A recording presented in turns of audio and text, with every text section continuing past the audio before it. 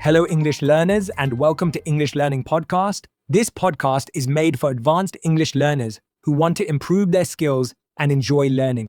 You know how passionate I am about sitting down with deep experts, people who can broaden and open my mind and yours, people that can teach me things that I've never thought about and that I can share with you as well. And today's guest will definitely not disappoint. He's a clinical neuroscientist, a professor, a psychotherapist, and he's a 10 times New York Times best-selling author. His name is Dr. Daniel G. Amen, and today we're talking about his new book, Feel Better Fast and Make It Last, Unlocking Your Brain's Healing Potential to Overcome Negativity, Anxiety, Anger, Stress, and Trauma. So if you like the sound of what we're discussing today, make sure you go out onto Amazon, go out to Barnes & Noble, and grab the book. Daniel, thank you so much for being here. Jay, it's just such a pleasure. No, the pleasure's all mine. I was saying to you just briefly when we were speaking before that this is what I crave in life, is to sit down with someone who has dedicated their life and work and their purpose to such a deep and noble cause. And to be able to sit with you is a complete honor for me. So thank you for being here. Thank you. Thank you so much. And yeah, this book, when I was diving into it and the conversation we've just had, I instantly had so many questions because for me, the brain's the most important thing for us to talk about right now, especially right now.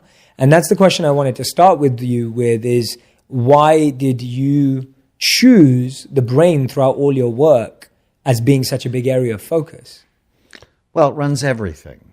But when I went to medical school, I wanted to be a pediatrician because I adore children. And when I was a second-year medical student, I'd just gotten married, and my wife tried to kill herself, and I was horrified, and I was traumatized. And I took her to see a wonderful psychiatrist, and I came to realize if he helped her, which he did, it wouldn't just help her, that it would help me, it would help our children, it would help our grandchildren. And so nearly 40 years ago, I decided to be a psychiatrist, and I have loved it every single day. But I joined the only medical profession that never looks at the organ it treats. And before I went to medical school, I was in the Army. I was an infantry medic, and I got myself retrained as an X-ray technician and developed a passion for imaging. And our professors used to always say, how do you know unless you look? How do you know unless you look? And now I'm a psychiatrist, and we're not looking. And I'm an agitator. My father, growing up, he called me a maverick, and to him that was not a good thing. But I got it from him. His favorite words growing up, when I was growing up, the first favorite word was bullshit, and the second, his favorite word was no. Everything was bullshit or no. So obviously I got it from him. And I loved being a psychiatrist, but I'm like, well, why don't we look at the brain? And because obviously the brain is our organ. The brain, is involved in how you think, how you feel, how you act, how you get along with other people. It's the organ of intelligence, creativity, and every single decision you make. And with my X-ray background, I'm like, we should look. And so in the late 1980s, I started looking at the brain with a study called quantitative EEG. And it was fascinating that I could see underlying patterns for things like depression and ADHD and autism. But in 1991, I went to a lecture on brain SPECT imaging. SPECT is a nuclear medicine study that looks at blood flow and activity, and it rocked my world. Let me take a little detour. Please. So how do addictions start? Let's take gambling addiction. Addictions start with a big win, right? Either cocaine, you're like, whoa, I've never felt like that before. I want to feel like that again. Or with gambling, you win the whole jackpot and dopamine floods the pleasure centers of your brain. And you're like, oh, whoa, I want that again. Well, I'd been a psychiatrist for nearly 10 years when I ordered my first SPECT scan. My first 10 cases were big wins because I went into this profession to get people well, because I knew the pain of when you're not well from a suicide attempt from my first wife, and then the level of emotional and personal pain that brought to me. Of course. And so as patients got better, because I had more information, I'm like, I have to do this again. Well, today we have 150,000 scans that we've done on patients from 120 countries. So I'm completely addicted. Because, if you don't look, you don't know. And we need to stop lying about that. But wholesale across the U.S., really across the world, you'll go to your doctor, you say, I'm depressed, I'm anxious, I can't sleep, I have temper problems, I'm obsessiveness. And within a 20-minute office visit, you leave with prescriptions for anxiety, depression, sleep, and that's insane. When no one has looked at your brain, so you don't know, does it work too hard or not hard enough? Is it toxic from drug abuse or from mold in your home? Or is it traumatic because you played a contact sport and it damaged your frontal lobes? And so I have been on this crusade, really, to change psychiatry, because we should act like our other medical colleagues and look at what we do before we do it. But along the way, I learned big lessons, like first do no harm, that some of our medications are actually not that great for you, that they're natural ways to heal the brain. And oh, by the way, you got to get your heart right. You got to get your gut right. You got to get your kidneys right. You got to get your liver right in order for your brain to be right, because when your brain works right, you work right. Absolutely. No, I couldn't agree with you more. And it was actually fascinating. Just earlier this week, I was speaking to Naveen Jain on the podcast as well. And I don't know if you've come across Naveen, etc. I should definitely connect you both. He feels very closely with the way you do around having a crusade around modern medicine and what's supplied and how it's just prescribed to anyone and everyone without actually knowing anyone's gut, brain, or any other health. So I should definitely connect you. You've just sparked an idea. But I want to ask you, before we dive into, and I know everyone listening and watching, you're probably thinking like I am, oh my God, we cannot wait for this because you can give us so many practical tips. But before we do that, I want to ask you more of a conscious question around what is the difference between the brain and the mind? And what are the mistakes we make when talking about the mind versus understanding the brain? The mind comes from the brain. If your brain is damaged, it damages your mind. And without a brain, you don't have a mind. Now, you can train the brain so that you have a healthier mind, but let me just tell you a story, since I know that's what you love is stories. Absolutely. Storytelling. There was this couple that were in marital therapy. And they went for 3 years, spent about $20,000, and at the end, the therapist flunked them, told them to get divorced. And they were very unhappy that they had failed, and so they got mad at the therapist, and the therapist said, well, I know a doctor in Costa Mesa, California, that takes care of really difficult people. You should go see him. And, as part of our process, we scan people. We do SPECT. And the wife had a pretty healthy brain. The husband had a moth-eaten brain. It was really low in activity. It's a pattern we usually see with alcoholism or drug abuse. But in his history, he said he never used drugs and he didn't drink. Now, the first thing you learn about drug addicts is they lie. So in front of his wife, I'm like, well, is that true? You don't drink and you've never done drugs. And he said, Dr. Amen, that's not my problem. I've never drank and I've never done drugs. And then I looked to his wife and I said, is he telling me the truth? And she said, oh, yes, Dr. Amen, he doesn't drink. As far as I know, he's never done drugs. He's just an asshole. And I started laughing. Can you imagine that? But in my head, I'm like, why does his brain look so bad? And so I thought about, well, what are the different options? Drugs, alcohol? Well, probably not if your wife who doesn't like you says no. An environmental toxin, anoxia, lack of oxygen, an infection, severe anemia or hormone disruptions, And so my next question to him is, where do you work? He said, I work in a furniture factory. I said, what do you do? He said, I finish furniture all day long. He was doing drugs. He was doing the worst drug of abuse, which is inhaling organic solvents. And I'm like, do you wear a mask? He said, no, they tell me I should. And I'm thinking to myself, I don't say it because I have good frontal lobe function. I'm thinking that is not the sign of intelligent life. I'm like, is there ventilation? He said, often not. It's hot. I'm sweaty.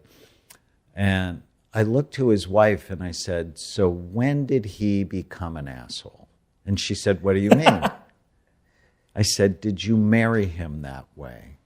Do you have father issues you're trying to work out? And she said, no. When we dated and for the first 3 years, he was great. It was about 5 years ago. And then the light went on in her head. About the time he got this job, his behavior started to change. Do you think it could be related?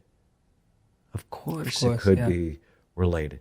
And I love this shift. That's what the scans do. They shift from he's an asshole. And actually, his therapist gave him that same diagnosis. Now, you can't write asshole in the chart. Absolutely. So what you write is mixed personality disorder with narcissistic and antisocial features. What's that? You're an asshole, right? It's not a billing code, right? And that shift was so important because play this out with me. He's angry. He's depressed. He's mad and he's sad. If they did what the therapist recommended, which was get divorced, now it's going to be like his skin is being ripped off of him because this is the love of his life. He just can't act in a consistent way. What is the organ of acting? It's your brain, right? And his brain is damaged. And so if they would have gotten divorced, he very well could have killed himself. And as many people do, he also could have killed his wife and his children, right? So this is the consequence of not looking. But once we looked, she shifted and she's like, do you mean in his attempt to be a good husband, going to work, supporting the family, that he's being poisoned and that he's sick and he's not bad? Exactly. And so we took him out of work, worked on rehabilitating his brain, which is one of my favorite things to do, is taking bad brains and making them better. And years later, they're still married. They love each other. He's much better. And she's not as stressed because when you live with someone whose brain is damaged, you become damaged as well. Absolutely. Wow, that's incredible. So I guess my follow-up question to that is, how many of us are living with someone who has a damaged brain? How many of us, me sitting right here, like how many of us have a brain that is somewhat damaged, and what are the mistakes we make when we're trying to heal that in our everyday life? And the first mistake we make is we don't care about it, that we don't love it. So when I started doing SPECT in 1991, I scanned everybody I knew. I scanned my sisters. I have 5 of them. Pray for me. I want you to scan me one day. I want to. Yeah, I'd love that. I scanned my mom, and she had, at 60, a perfect brain. In fact, she was our resident model of a perfect brain. And she must have loved that. It fit the story of her life. Right. Even at 87, she has 48 grandchildren, great-grandchildren. She knows everybody's birthday. She's everybody's best friend. She's just a phenomenal human being. And then I scanned my brain, and I didn't like it because I played football in high school, and I had meningitis when I was a young soldier. And that just really pissed me off, that my 60-year-old mother had a better-looking brain than I did. And so I developed a concept then called brain envy. I wanted a better brain. I wanted a brain that looked like hers. And, as a psychiatrist, or as a trained psychiatrist, you have to, of course, read Freud. And he had this concept of penis envy. And absolutely, in 40 years, I've not seen one case. The only time I've seen a case of it is when I was on Broadway a few weeks ago. And at intermission, I saw the long line at the women's bathroom and no line at the men's. And I go, penis envy, there it is right there. But, it's really... the only organ where size matters is your brain. It's the 3 pounds of fat between your ears. So the first thing you have to do if you want a better life is you have to start wanting a better brain. And that is critical because that leads to, I know you want, for your listeners and viewers, tips. We call them tiny habits. We work with the Stanford Persuasive Tech Lab on how people change. And they make small incremental changes that can make huge differences over time. So the first tiny habit we'll talk about, and I actually think this is the most important one. It's whatever you do, whatever you say, whatever you eat, whatever you do, it takes 3 seconds. You just ask yourself, is this good for my brain or bad for it? And if you can answer that question with intelligence and love, because you do the right thing not because you should, but because you love yourself. Ultimately, doing the right thing is the ultimate act of love. It just works. Is this good for my brain or bad for it? And if it's bad for it, I don't do it if I care about myself. You've ruined chocolate for me forever now. No, chocolate's great for your brain. It is, yeah. And we actually make sugar-free, dairy-free chocolate. Some and vegan, we make so a that fits. chocolate coconut bar. And they're phenomenal. And what they really are because that's not our primary business, it's a metaphor for there is no suffering in getting well. Plus, I am named after my grandfather, who was a candy maker. I mean, that was his job. Wow. But he died early because he was also fat and had heart disease. Wow. And I'm not fat and I don't have heart disease because I know it's a risk for me. And I don't give in to the behavior making it likely to be so. But you don't have to give up chocolate. In fact, I don't know if you're like me, but I'm very much a creature of habit. And me too. So, I have maybe 30 foods I eat. Yeah. And I only want them to love me back. So I only want to be in love with someone or something that loves me back. Isn't that all of us? So I don't know if you've ever been in a bad relationship. I have. I mean, I yes. get to meet your beautiful wife, and one day I hope you meet mine, and I adore her. But I've been in bad relationships. Me too. And I'm not doing it anymore. I'm not.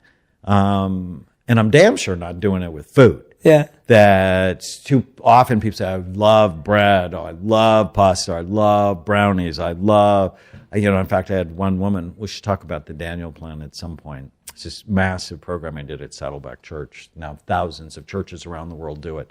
And one of the pastor's wives, after she heard me talk, she said, after I heard you, I told my husband I'd rather get Alzheimer's disease than give up sugar. Wow. And I'm like, did you date the bad boys in high school? Because that's like a seriously bad relationship. Yeah, absolutely. Right? That's terrible, yeah. So let's start talking about that kind of rehabilitation process. And in the book, you obviously have your incredible acronym. And I picked out some of the letters that I wanted to focus in on. And one of my big ones is when you talk about the rational mind. Now, I know that we are prone to making irrational decisions and choices all the time. We do it every single day, as far as I know, and as far as my reading has gone. And I wonder why we do that, why we constantly choose to make irrational decisions, and how we start to overcome that. So in the book, there's this cool mnemonic, Brain Excel. And it starts by getting your brain right, because your rational mind is better when you do that. And the rational mind is really about training your brain and training your mind to help you rather than hurt you. So often people are just brutalized by the thoughts that go through their heads. And many years ago, at a really hard day at work, I had seen 4 suicidal patients, and that's hard because you feel responsible for them, but you actually don't have full responsibility. I saw 2 couples who hated each other. I saw 2 teenagers who had run away from home. And at the end of the day, I'm feeling pretty stressed. And I walked into my house, and my wife and kids were gone, but there was an ant infestation in my house, in my kitchen, and I'm furious. And as I'm wiping up what felt like thousands of ants, when you go to medical school, you have to learn 50,000 new terms your first year. And so you get good at coming up with acronyms and mnemonics. And so I'm always playing with words. Yeah. And as I'm wiping up the ants, I'm thinking, oh, automatic negative thoughts. My patients are infested with ants. And I need to teach them to eradicate the ants. And so the next day at work, I brought a can of ant spray and I put it on the coffee table. And I'm like, I'm going to show you how to get rid of the ants. And over time, that morphed into an anteater and an ant puppet, because I also see children. And I taught them how to do it. And it's one of the most important things that I teach anybody how to do. You don't have to believe every stupid thing you think. And if you can learn to tell yourself the truth, because this is not positive thinking. I am not a fan of positive thinking. I agree. Positive thinking means, I can go a couple of blocks to Jack in the Box and get 4 of their big desserts, and it won't have a negative impact on my life. And it will. Or positive thinking is I can, fool around on my phone until 2 o'clock in the morning, and it's not going to have a negative impact on me the next day. People who have low levels of anxiety go to jail, and they die early. There's actually a cool longevity study out of Stanford where they looked at 1,548 10-year-old children in 1921, and then researchers followed them for 90 years, looking at what goes with health, success, and longevity. And the don't worry, be happy people died the earliest from accidents and preventable illnesses. The people who live the longest, they're conscientious. They told themselves the truth. I have taxes to pay. I better pay them or I'm going to be in trouble. Or I said I'm going to show up at 2 o'clock. I show up at 2 o'clock.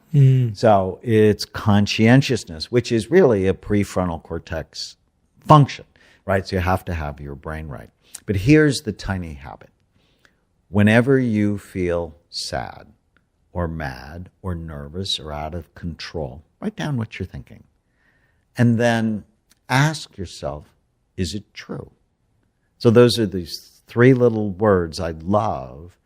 And I have a process that I talk about in the book. So a bad thought, like today is going to be hard. Is that true? Well, I don't know. And then the second question is that absolutely true? No. How do I feel when I believe the thought? Awful. Who would I be without the thought? Free. Take the original thought, turn it to its opposite. And what you find, the opposite of what's torturing you is usually true.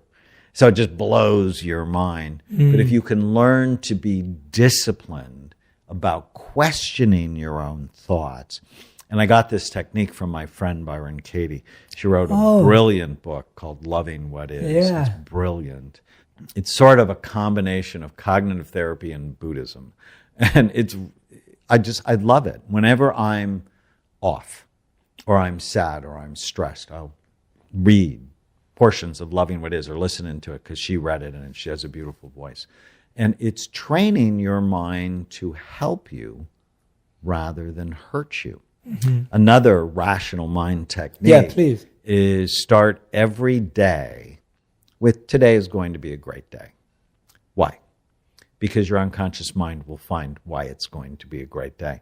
We are programmed through our evolutionary biology to wake up in fear because our ancestors woke up and the fear was real. Something was going to eat them. Something wanted to hurt them. And so you wake up anxious, but now that's not true for most of us. And if you start with today is going to be a great day, your unconscious mind then begins to find, well, why is it going to be a great day? And for families, it's a great ritual. hey, honey, today's going to be a great day. And then you begin in your mind to find why it's going to be a great day. It's so easy to find why it's going to be a bad day. At the end of the day, I actually do this as a ritual, both at dinner and then when I put myself to sleep, is what went well today. And we focus on what went well. Now, we also want to focus on, well, what can I learn from today? What could I have done better? Because we're always striving to grow. But when I put myself to sleep at night, I'll say a prayer, and then I'll just go back through my day, what went well, because it actually sets my dreams up to be more positive than negative. Because dreams, there's a purpose for them. It's really we're consolidating memories from what happened that day. And sometimes, because you didn't consolidate them from the past, they get infected by negativity.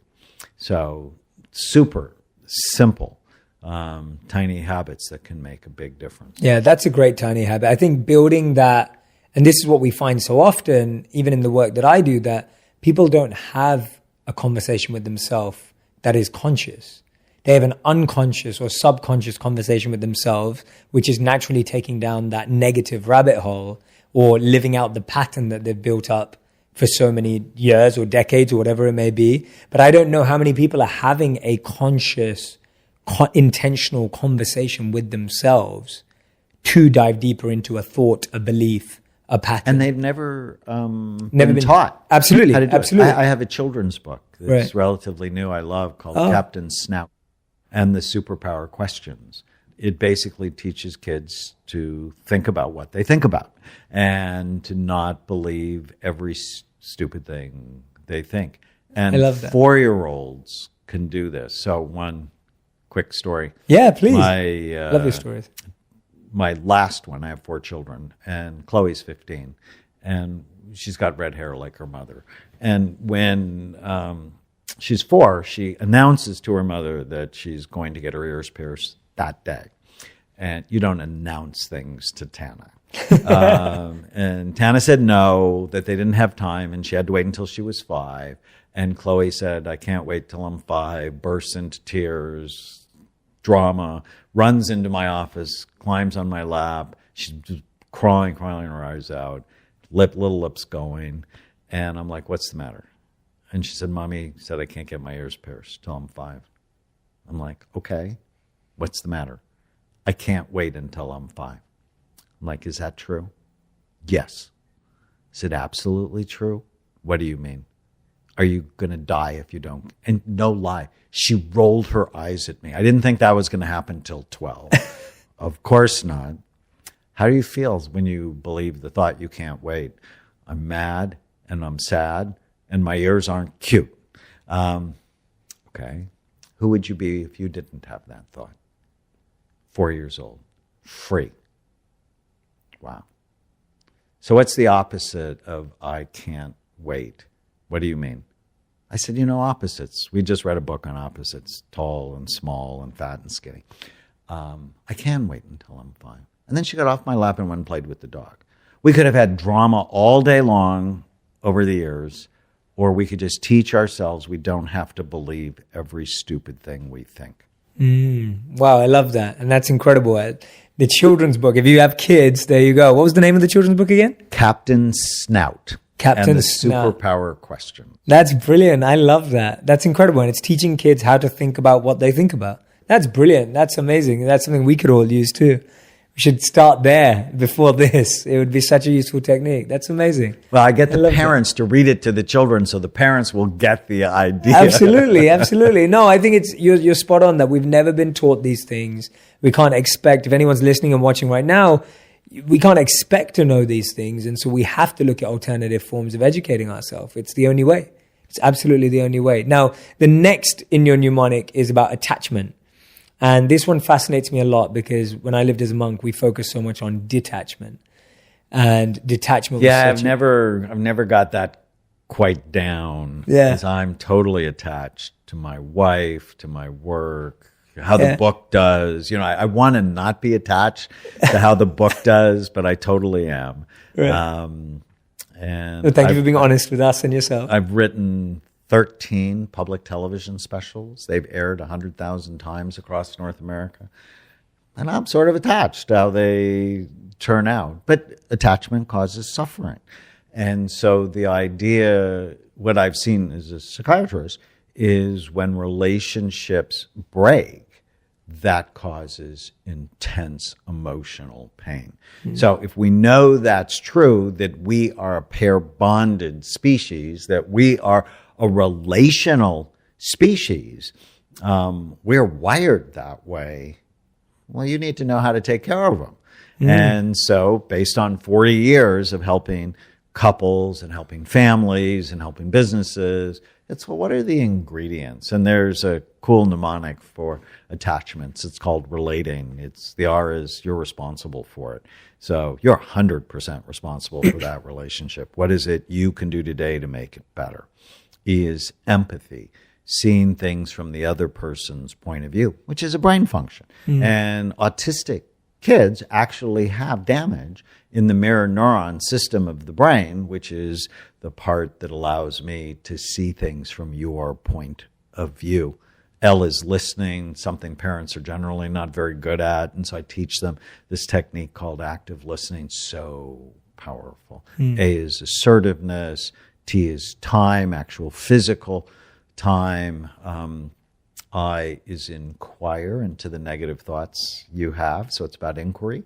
N is notice what you like more than what you don't. How do they train penguins at SeaWorld? They're not beating them. They're not noticing the negative. They notice what they like. That's how you shape behavior. And G is grace and forgiveness. And there's a technique on forgiveness that's just so powerful. Because, you know, when you hold on to hurts, the person you're poisoning the most is yourself. And how do we do that now? I know a lot of the people that watch and consume my work really love hearing my perspectives on relationships and dating, because online dating has completely changed my generation's approach to love and relationships and modern romance. And on top of all of that, we see this challenge with attachment and avoidance consistently. We have people who are scared of getting attached because they're scared of having their heart broken, so they avoid and play that avoidant role in a relationship. And there are those that go in full throttle and get attached and then get their heart broken. What would be your advice in terms of the best brain approach to building a healthy relationship? Well, it's one, get your brain right. I wrote another book called The Brain in Love. And chapter 6 is how to have a first date from a neuroscience perspective. Oh, I love how this. you can screen the other person. I'm going to have to make a video about if this. You're going to be, if this person's going to be a good partner or not a good Can you walk us through it? Bits of it that you can remember? So it's pay attention, be a good listener, learn their family story, because they'll tell you about the history of drug and alcohol abuse or physical abuse, violence. Look for attachments and then watch their habits and know going into it, new love is a drug. New love works on the nucleus accumbens, or the pleasure centers of your brain, and it works just like cocaine. So you have to be suspicious of new love, because you're not going to see things clearly for probably 3 or 4 months. And so just know that and be ready for it.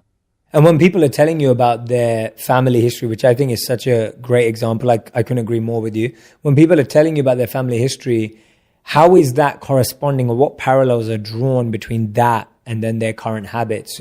What are the kind of things that you're sensing? So let's say someone had a childhood where their parents were always arguing or not getting along. How is that seen trends pattern-wise to affect people today? Well, people do what their parents did, not what how they told them how to be. Yeah. Yes. And so you just are going to, if they don't work on it, then that's going to be a source of potential pain. And, you know, if you're going to have babies together, you really want to understand the history, because, things do tend to run in families. Now, if you date one of my children for more than 4 months, I scan you. I'm not kidding about this. It's sort of like Meet the Parents, but worse. But cooler. This is crazy. I love this. Do you have a scanner at home? Is there a special room? I go, you haven't seen the clinic. Don't you want to see the clinic? And, my oldest daughter married someone whose mother had paranoid schizophrenia and whose father killed himself. Now, did that mean I didn't want her to marry him? No. But if he had vulnerabilities, I wanted to make sure he was open to taking care of them. And he was. And he and I actually, he's a professor at Corbin College now, and we wrote an online high school course called Brain Thrive by 25, where we teach kids to fall in love with their brain and how to take care of their brain. So that early scan set up sort of a lifelong partnership for us. In fact, I told you about my first wife, and she tried to kill herself. I got divorced about 18 years ago. And I told myself, if I ever got married again, I'm scanning her before we go to the next level. And when I met Tana, I just loved her right away. And I knew that was cocaine. Yeah. And I'm like, 2 weeks after I met her, I'm like, you haven't seen the clinic. Do you want to see the clinic? And she was game because she's a neurosurgical ICU nurse and she had a great brain. But by putting brain health toward the center of our relationship, it really helps us. 100%. Right? And she grew up in some serious craziness, right? So I'm not advocating looking for the perfect person because there are very few of them. But I knew with her history that she could really deal with a little bit of EMDR. It's a psychotherapy for past trauma. And it was so helpful to her. And we never fight with each other. Wow. And it's awesome.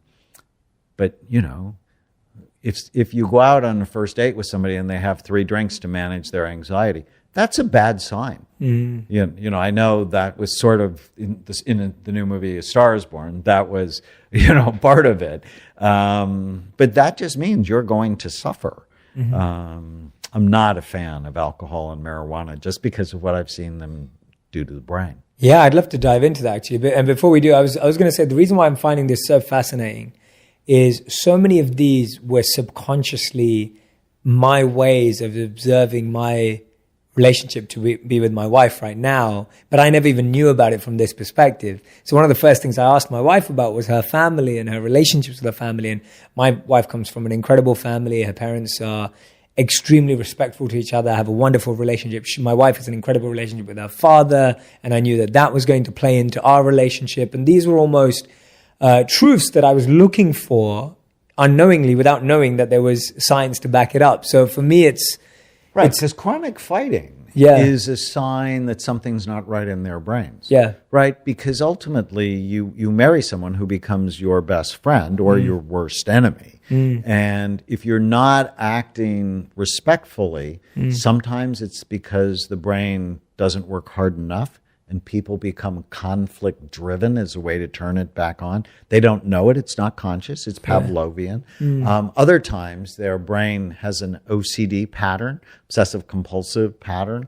And if things don't go their way, they can't stand it. And so in order for you to get them to do what you want, you actually have to tell them the opposite of it. And it's a lot of work. Yeah. But you can balance the brain. And I did a study once called the Couples from Hell study. Okay. We studied 500 couples who failed marital therapy and wanted to be together.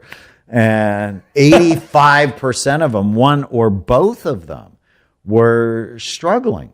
Right? I mean, if people just buy this really super simple idea, your brain is involved in everything you do, how you think, how you feel, how you act, how you interact, then why wouldn't a marital therapist, the first thing he or she should do is scan their brain and go, is it healthy?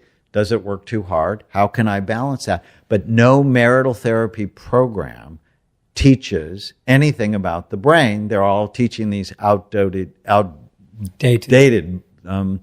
methods of better communication and problem solving. But if you don't have a computer that'll run the software program, it's not going to work. Wow. So we're actually not dealing with the root of the issue at all. We're not dealing with it at all. And the issue is always in those four circles, right? There's a biology, a psychology. And so the Brain Excel format, B is biology, the rational mind is psychology, attachments is the social circle, and I, or inspiration, is the spiritual circle. It's why are you here? Why do you care? And we are wearing out our pleasure centers in the brain by constantly getting these little dopamine hits from our cell phones, from social media, from people screaming at each other on television. And we're wearing out our pleasure centers, which is why depression is so high in our country now. Let's dive into that a bit more. I've boxed the marijuana and alcohol conversation, which I really want to get onto. I've shelved it for now. We'll bring it back out in a bit. But this is so important, because I think too many people are talking about this and they may not have the actual expertise and the insight that you do. What do you mean by our pleasure centers being worn out? What does that actually mean? And how is that leading to depression? How is that leading to the challenges we see in society? So you have these two areas deep in your brain. They're part of a big group of cells called the basal ganglia, and within them are called the nucleus accumbens. And when you push on them, and you push on them with the neurotransmitter dopamine, you feel good, sort of like the jackpot that I said when I first started doing scans. It's like, I love this. I love it when people get well. I have meaning. I have purpose. My education is working to benefit these people. Well, cocaine does that too. Oh, I love that. Pornography can do it. A scary movie can do it. Jumping out of an airplane can do it. And the more you do it, the more it begins to wear out your pleasure centers. So it takes more and more in order to get the same response. And so in Feel Better Fast and Make It Last, I talk about the dopamine dump versus the dopamine drip, right? So you want to drip dopamine onto your nucleus accumbens so that way it keeps them stimulated and happy, as opposed to the dump, the scary movie, pornography, cocaine. Because if you hit them too often, and interestingly, people who are obese, their nucleus accumbens doesn't react like other people. It's sluggish. It's slow to react than if you're at a healthy weight, because those really high calorie, high sugar, high fat foods, when it hits it over and over with dopamine, it just begins to wear them out. Wow. So you need more and more to feel anything at all. And, having treated many drug addicts through the years, is the drug addicts tell you initially the drugs made them feel awesome. And then they use the drugs to prevent the depression. So just so they would attempt to feel normal. But then, the addiction cycle kicked in and they were hooked. So you want to always protect your pleasure centers. And with social media, I did a show with Dr. Oz on Tinder and, swipe left, swipe right. And for the person who was getting lots of positive responses, his brain actually looked happier. But many of the other ones, their brain started to look depressed when they weren't getting the response they had hoped for. Yeah, I love that you brought that up. I saw that. I highly recommend it. You can go and check it out with Dr. Oz and Dr. Amen. I highly recommend it. It was brilliant. and it's so fun to see it, because what's the difference then between the dopamine dump, the dopamine drip, and then purpose? Because with you, having said what you said, that when you were able to heal people or you saw that breakthrough, we also get it. When I live my purpose and I create some content, or I see a breakthrough for someone through the work that I'm doing, what's then the difference between that? You're getting this constant drip that keeps your pleasure centers healthy. Right. Plus, you're not doing anything that's damaging them. I mean, it can keep it going on and on. But say, for example, you're a rock star and you get the high from being on stage over and over again. You don't feel right because too much dopamine has hit your nucleus accumbens. And I have a prayer for the young stars I see. It's, dear God, please don't allow me to be famous before my frontal lobes have developed. And your frontal lobes really don't develop in girls until they're about 25, and in boys until they're about 28. So you see why all these young stars get into so much trouble, because they don't have the forethought, the judgment, the impulse control. It's all prefrontal cortex stuff to manage their nucleus accumbens. And so there's this... Think of it as the elephant and the rider. So your pleasure center is really the elephant. I mean, it drives you toward whatever behavior. The prefrontal cortex is the rider, and it directs you. So when the rider is inefficient or ineffective, or it's not there, it just ruins your life. So you need a strong prefrontal cortex to break your pleasure centers, or you end up doing all sorts of completely stupid things. Wow, that's amazing. So, and for women, it's 25 on average. Men, it's 28.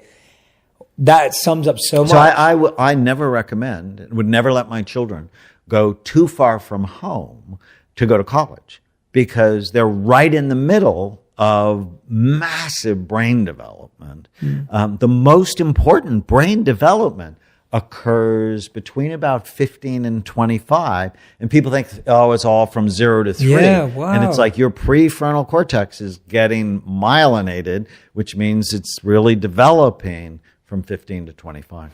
Yeah, the reason why this is so current for me right now is I've been speaking a lot with the social media platforms of YouTube, Instagram, and Facebook, because even a lot of creators who are extremely young, most of them younger than me too, as a creator myself, a lot of creators are going through burnout and are going through feelings of depression and anxiety because of having had A, rocketed, accelerated fame early on in life, and B, having to keep up with the pace of social media as a creator to continue to create at that level. So their pleasure centers are worn out when they don't have frontal lobes to modulate it.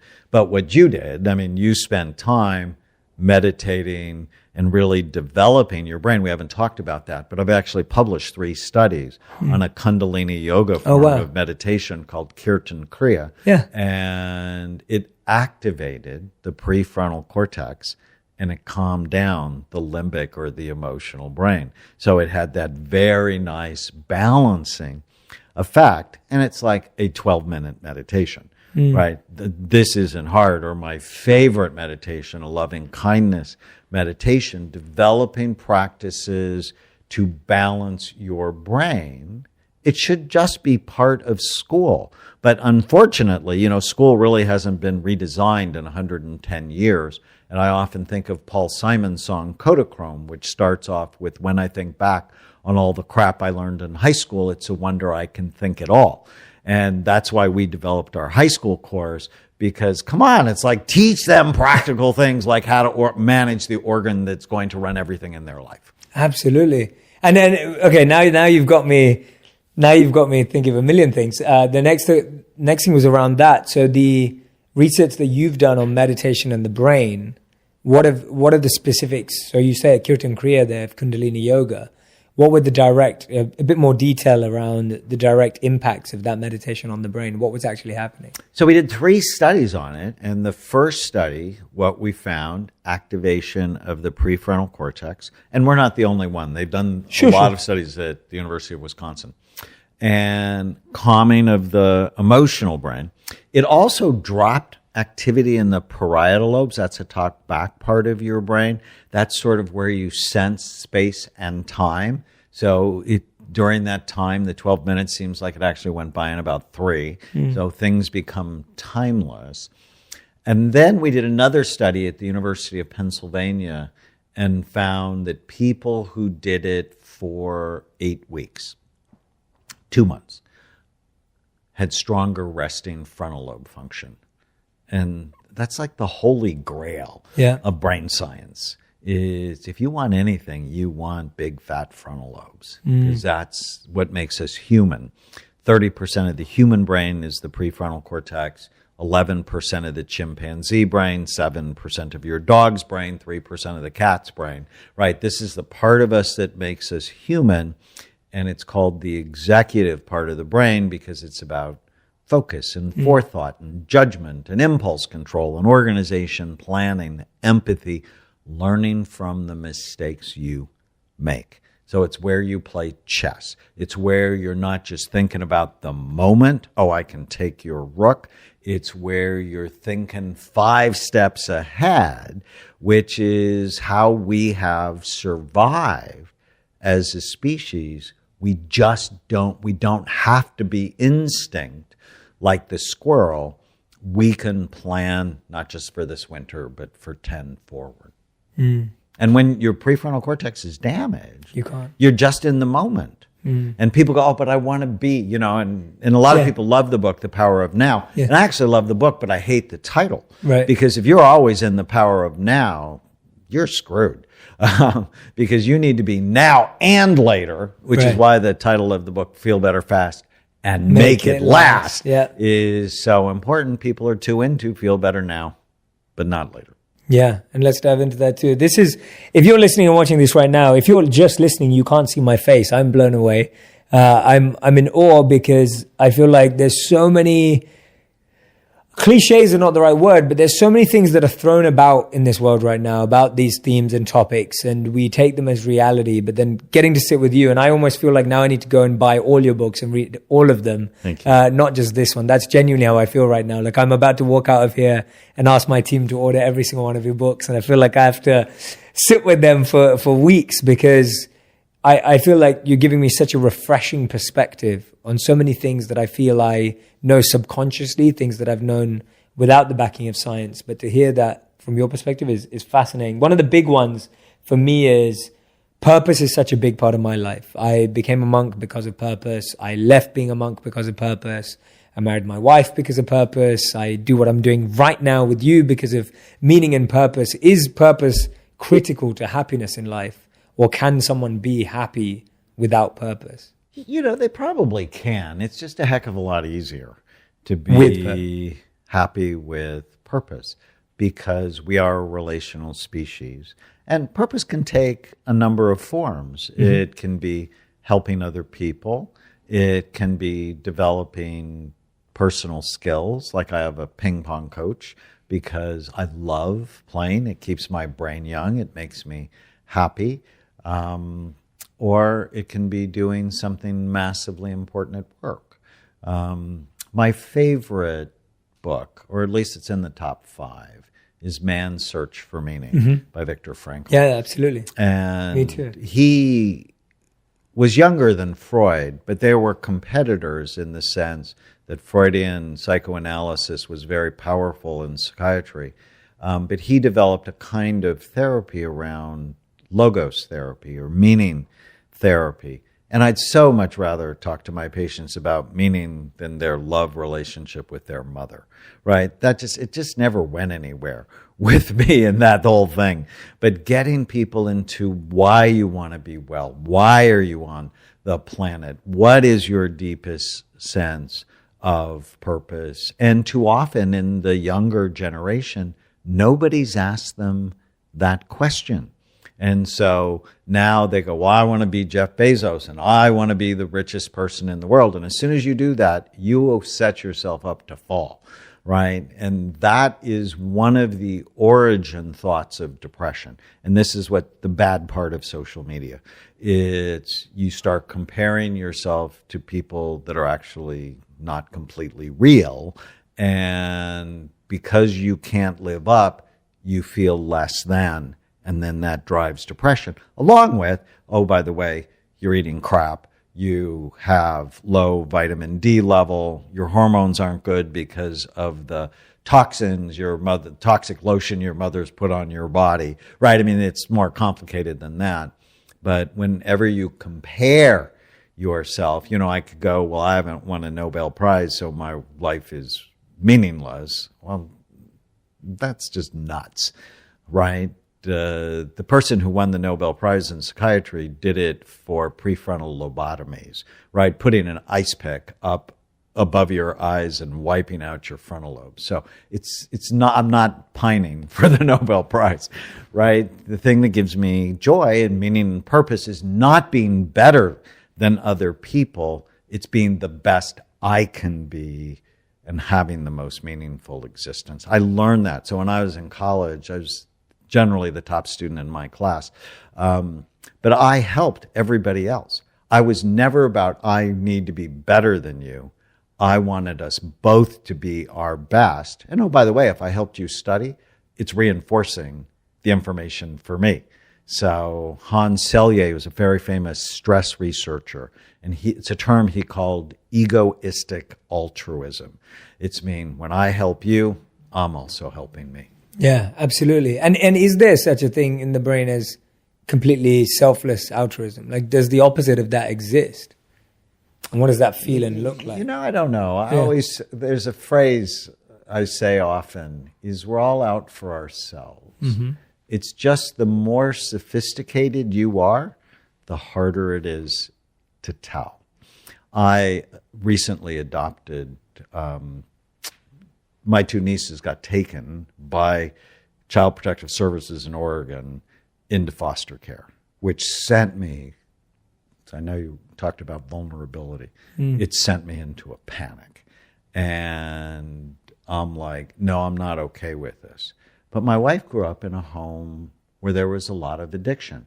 So I'm rescuing the kids, and she's like, no, I don't want to be part of that world. And so it was one of our very few fights. And so what we agreed to do was wrap services around their mother, my wife's half-sister. And then within 5 months, the kids were out of foster care, and now we care for them. And people go, oh, well, that's so kind of you. And it is kind. But it's awesome for me, right? When I see their report cards and they're getting straight A's, when I see them fall in love with their brains, that turns on the dopamine dripping to my nucleus accumbens. And, I see them do a ward. Yes, okay. So that's a dopamine dump, but you don't want too many of them, right? And it's meaningful, it's purposeful, but it's a huge blessing.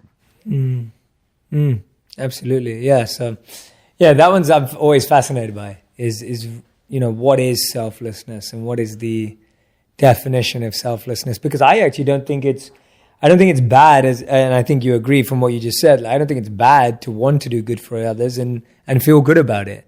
But almost we sometimes look at that in a negative way and say, oh, well, you're only doing it to help yourself. Well, there are always negative people. And, I think CNN and Fox have done more to promote mental illness with the constant negativity, fighting, looking for something to be wrong. And then they train the minds of the millions of people who watch to look for what is wrong, which is a bad mental discipline, rather than looking for what is right.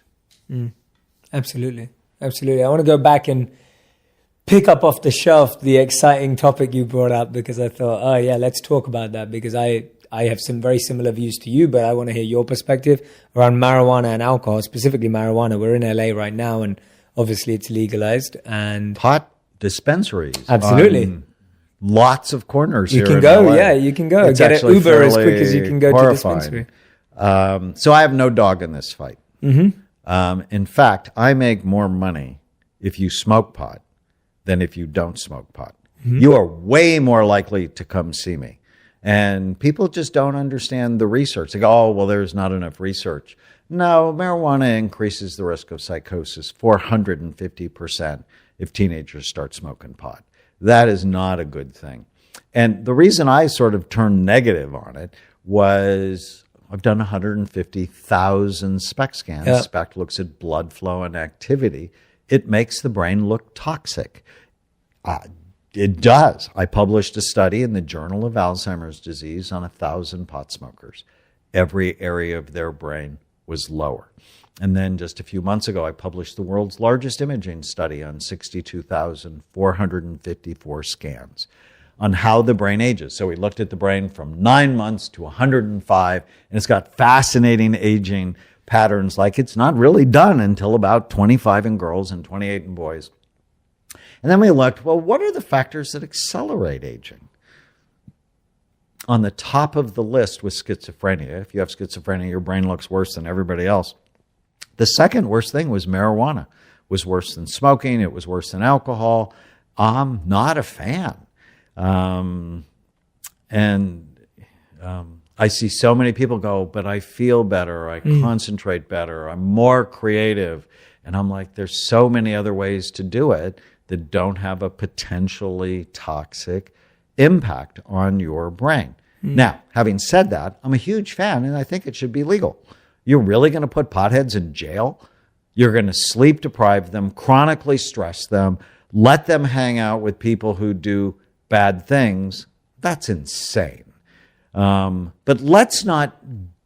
They're really separate issues. Yeah. Right? Let's not glamorize the use. Let's not glamorize, and everybody thinks. And CBD now is like they're giving it to their dog, for goodness sake. And I worry, cocaine used to be in Coca-Cola. Yeah.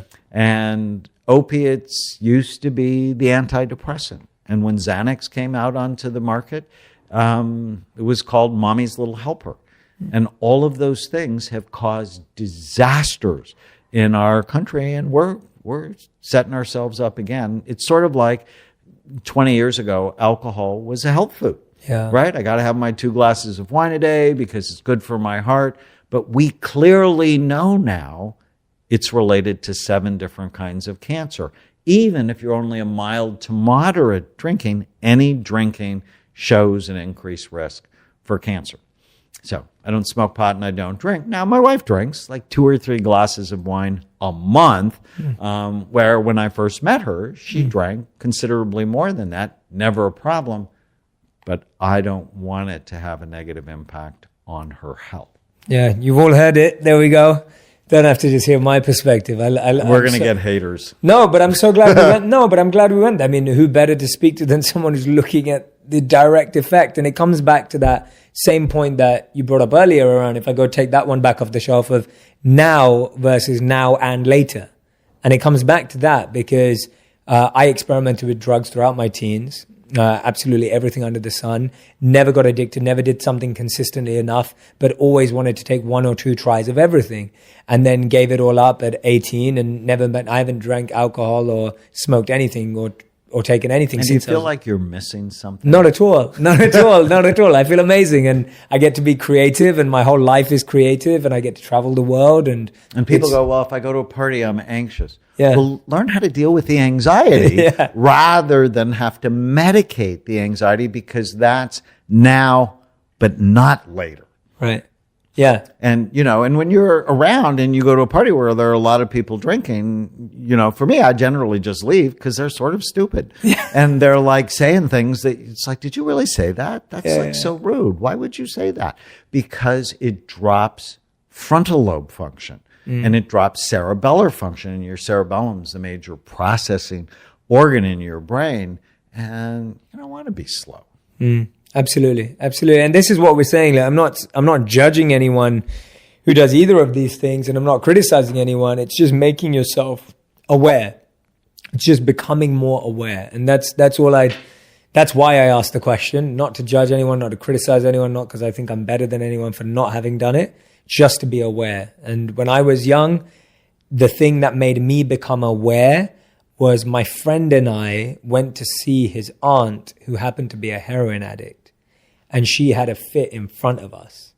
And that was the day I was like, okay, I cannot do this any longer, because actually seeing someone who is addicted to heroin have a fit in front of me was far more telling to me than any study or any research or whatever it was. Just seeing that and experiencing that, I was just like, okay, I need to stop messing around in this space. So I was at the White House last year about this time, and all of my liberal friends go, you'd really go to the White House?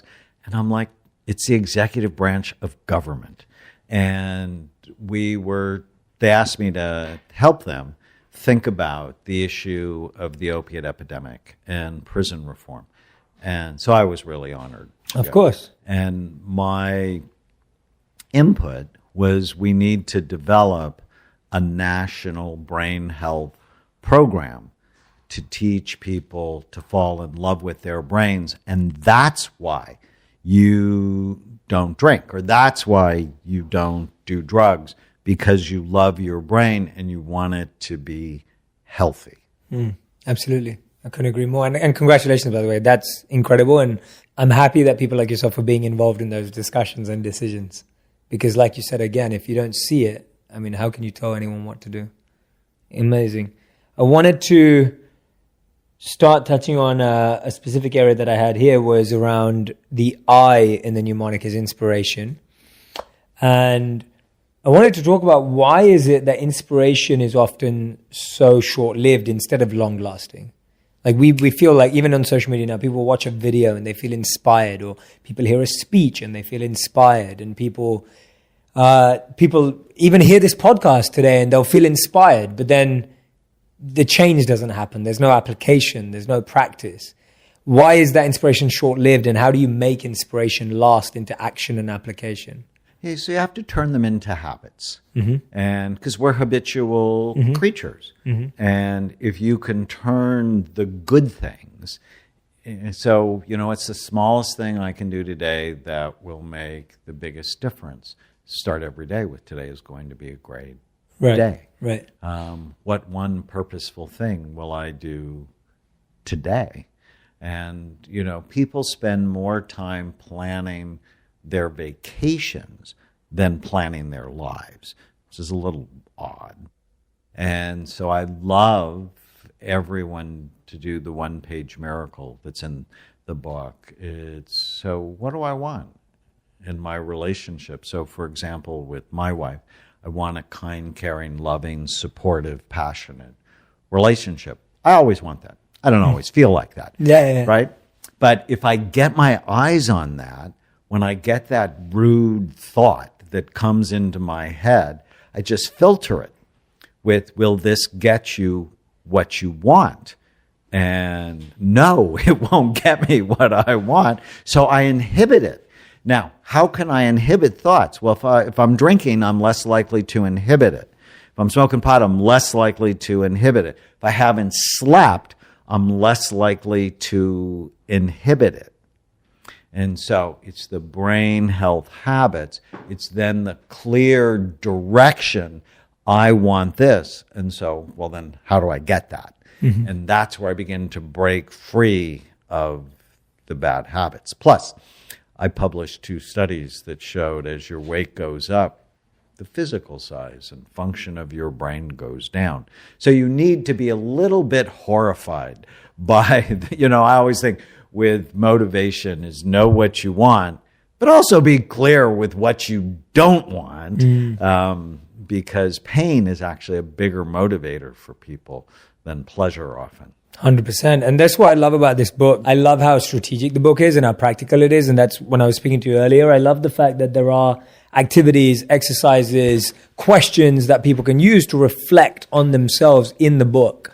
And that's unique because often we find that when books are written from a medical perspective, it can be quite hard to digest. Whereas when I was reading through this, it didn't feel that way at all. So anyone who's watching and listening right now, if you're looking for tools, tips, practical habits to actually break through, then please go out and get the book because it's going to help you do that.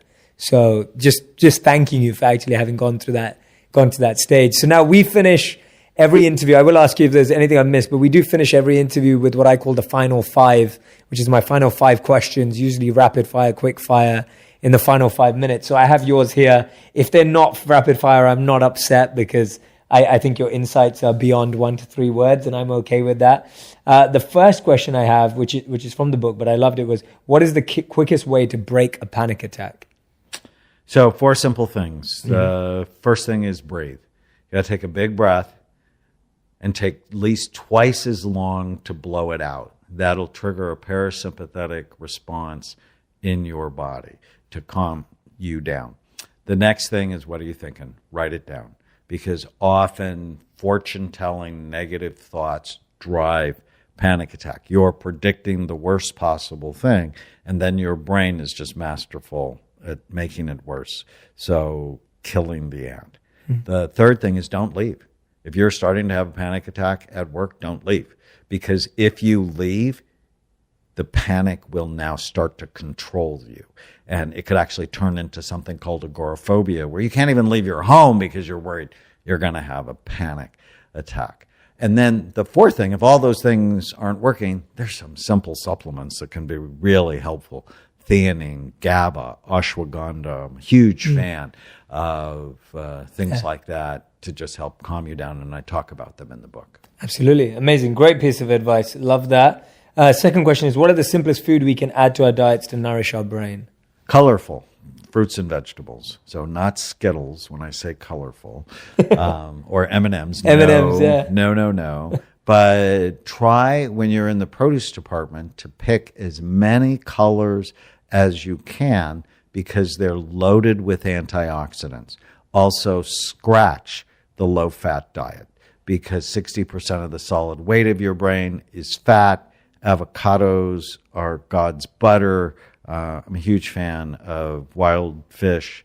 The societies that eat the most fish actually have the lowest incidence of depression. Amazing. Great advice. So succinct as well. I'm impressed. This is brilliant. Third question is, where does ego sit in all of this, and how much have you studied ego at all, if at all? Well, I actually like Freud's concept of id, ego, and superego, and I really think of them about prefrontal cortex. So when your prefrontal cortex is low or you are young, it's just not developed, that's the child in you that takes over. And in our society, the 4-year-old rules. Whether it's the White House or Congress or the media or, just everyday society, we're way too impulsive and there are way too many temper tantrums going on. The ego is really healthy frontal lobe function. So you're 28 or 40 and you're good to your brain and it helps you make good decisions and be thoughtful. The superego, Freud's concept, is really when your frontal lobes work too hard and you're rigid, you're inflexible, and you're harsh to yourself and to others. So balance your brain, balance the ego in a good way. Brilliant. Question number 4, you brought it up slightly earlier. What's your best advice for anyone who has party anxiety or social anxiety in those kind of circles? So it's so common. It's actually one of the most common anxieties on the planet, and it's why people drink. It's why people do drugs, because they feel uncomfortable around other people. And I think you'll like this, learning how to manage your anxiety through things like hypnosis, guided imagery, meditation. It just should be part of everything we do, along with learning how to not believe every stupid thought you have. In the book, I have one of my favorite rules. It's called the 18-40-60 rule, which says when you're 18, you worry about what everybody's thinking of you. And when you're 40, you don't give a damn what anybody thinks about you. And when you're 60, you realize nobody has been thinking about you at all. People spend their days worrying and thinking about themselves, not you. So it's really hard for my paranoid schizophrenics to get this concept because they think the whole world revolves around them. It just doesn't. And if you can get it, that a negative look from someone else may mean nothing more than they are constipated. You don't know. And other people are anxious too. And so often, if you're at a party and you're feeling anxious, go, I just feel anxious sometimes, and the other person's likely to go, oh, I'm that way too. And then all of a sudden, everybody's anxiety goes down. When you believe you have to present yourself as that perfect person, nobody can relate to you because nobody's perfect. Yeah. So true. That's a great piece of advice. As soon as you open up and say, hey, I'm struggling with this, someone else has the permission to say that too. Absolutely. I love that. And fifth and final question was actually all around what we spoke about before, which was about what I'm fascinated by you, and when we spoke earlier as well, is your ability to bring together science and spirituality, your ability to understand both dimensions and both approaches to understanding our human selves and condition. And you spoke about earlier, we were talking about death. And I'd love for you to reiterate that story that we were speaking about earlier and just elaborate more on what you have found in terms of all your studies, etc., through spirituality coming out. We are all spiritual beings. And as a psychiatrist, if I don't understand your deepest sense of meaning and purpose, why you believe you're on the planet, and what happens to your soul after you die, then I don't really understand all of you, which is my goal. And so I told you before, last week I had a friend that died, and he told his partner that she had to let him go because he's been invited. And where he's going, he's seen, and it's beautiful. And it was 1977. I read a book called Life After Life by Ray Moody, and it was about people who had near-death experiences. And it gave me a really deep sense of peace that I don't believe I'm here by random chance. Now, I know a lot of my science friends, you know, they're 100% on evolution and we're all here by random chance. They just forget the second law of physics. The second law of physics is entropy. Things go from order to disorder in the universe. They don't go from disorder to order. And I'm sorry, I have a brand new granddaughter, and I don't think Haven's here by random chance. I think it actually takes more faith to believe we're here without any creative design or intelligent design than to believe that our interaction today happened out of randomness. I love that perspective. It definitely, in my sense, is to think things are undesigned is actually generally pushing our faith much further. I couldn't agree more. That's really well said, really beautifully said. Daniel, it's been absolutely incredible. I've learned so much today. I genuinely mean this, and I'm not lying. As soon as I walk out of this room, I'm going to ask my team to order every single one of your books. I feel like I'm going to dive deep into all of them, and I feel like I want to continue the conversation offline and back on the podcast anytime you like, because I can only think that anyone who's watched and listened to this today has been benefited in some way. And I know that when they go and buy the book, they'll be benefited in an even bigger way. So I highly, highly recommend it. Is there anything that I haven't touched on that you really feel like I should have asked you, could have asked you, would have asked you, and you'd like to touch on? Two things. Yeah, let's do it. I finished the book with a chapter on love. That you don't do the right thing because you should. You do the right thing because you love yourself. And I've just thought more and more, one of my other books is called The Brain Warrior's Way, because my wife and I wrote it together, and we just believe we're in a war for the health of our brain. Alzheimer's is expected to triple. 36% of teenage girls suffer from depression. That if you love yourself and you love your planet and you love your country and you love your world, that ultimately doing the right thing is not because you should do it, but because of love. And if you do it out of love, it's just so much easier to do. The other thing, just to touch on for a second, is before we get it, is there another thing separate? Is that different to what? Can we go into the one you just mentioned? Because I'm fascinated by it too. In the Vedas that I studied as a monk, it talks about the three types of motivation, and the lowest motivation is ignorance or fear.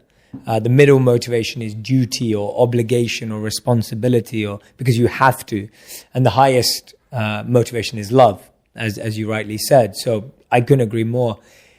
Do you think, though, that begs the question that the biggest challenge we all have is that we don't love ourselves, like we don't love our brain, like we're so inundated with trying to be that which we're not, or letting the opinions of others affect how we are and our self-belief, and that's actually what's affecting our brain health the most. Is we're not looking at it through the lens you're recommending and suggesting. I think that's exactly right.